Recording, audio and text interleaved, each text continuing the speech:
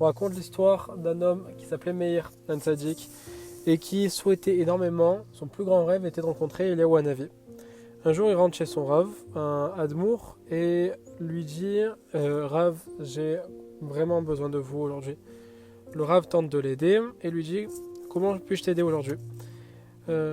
Écoutez, vous savez, c'est un petit peu délicat pour moi de vous demander ça, mais j'ai réellement envie de rencontrer Eliyahu Hanavi et je suis venu vous demander un conseil pour savoir comment faire pour le rencontrer. Meir se disait à ce moment-là que le Rav allait lui proposer, le conseiller de multiplier les jeûnes, d'étudier certaines parties de la Torah cachées ou encore de se tremper dans un mikvé de nombreuses fois. Mais à ce moment-là, le Rav de Meir lui dit « Écoute, j'ai une solution pour toi pour rencontrer Eliyahu Hanavi. » Alors les yeux de Meir s'illuminent évidemment. Il dit « Écoute, prends ta femme et prends toutes les ressources nécessaires pour la fête, toute la nourriture nécessaire pour la fête de Rosh Hashanah et voyage jusqu'à la frontière. À la frontière, tu rencontreras une petite maison là-bas où vit une femme qui s'appelle Malka avec ses enfants et cette femme-là est veuve malheureusement et passe la fête chez cette femme avec ta femme. Là-bas, tu rencontreras Eliyahu Hanavi. À ce moment-là, Meir est évidemment très ému, se dit voilà la solution, on a enfin trouvé et rentre chez lui et informe sa femme.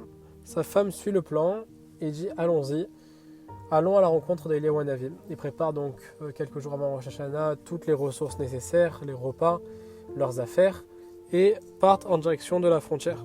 Arrivé devant la petite maison en question, Meir frappe à la porte et là une femme vient ouvrir et demande que puis-je faire pour vous.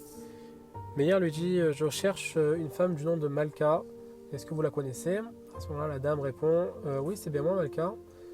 Regardez, je souhaiterais avec ma femme passer les fêtes de Rosh Hashanah chez vous. À ce moment-là Malka ne comprend pas vraiment ce qui se passe, qui est cet inconnu et là en montrant un petit peu le reste de sa famille, le désordre dans la maison et dit regardez, je vous dis la vérité, ça va être assez compliqué, que ce soit au niveau place et même au niveau nourriture, repas, ça va être assez compliqué. Et là Meir dit non mais vous inquiétez pas, nous on peut se faire très petit, on peut dormir dans un coin et puis c'est quand même dommage qu'on reparte, on a préparé énormément pour la fête et on souhaitait partager ça avec vous. Lorsque Meir prononça les mots de la nourriture pour tout le monde, Malka vit ici une opportunité de ne rien manquer pour les fêtes, pour elle et pour ses enfants.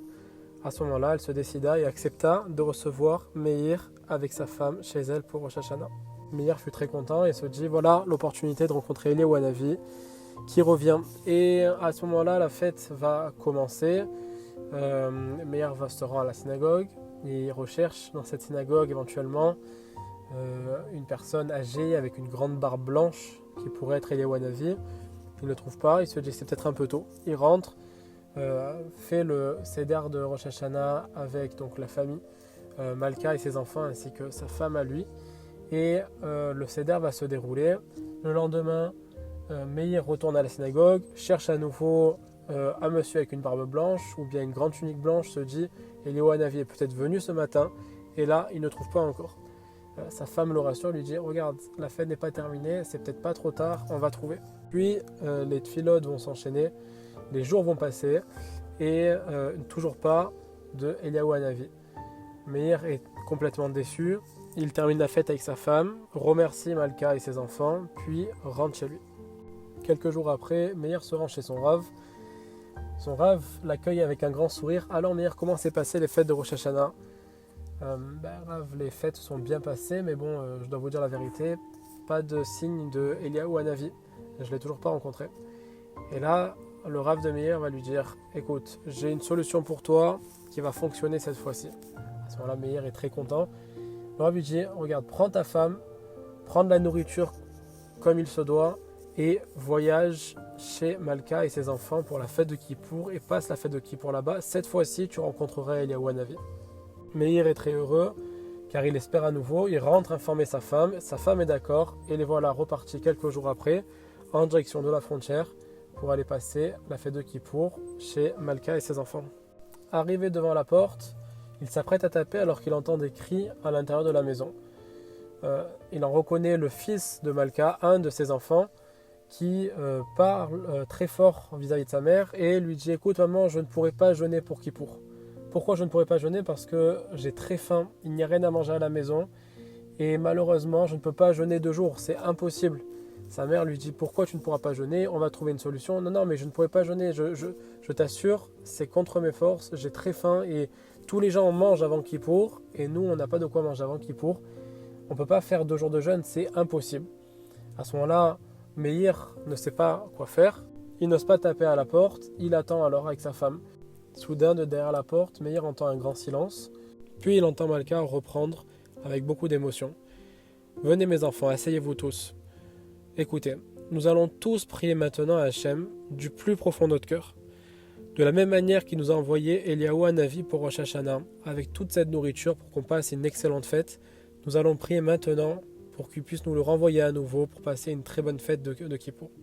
Et là, Meir entend tout le monde prier avec une grande ferveur. Meir passe la fête de Kippour et rentre chez lui, retourne évidemment chez son Rav.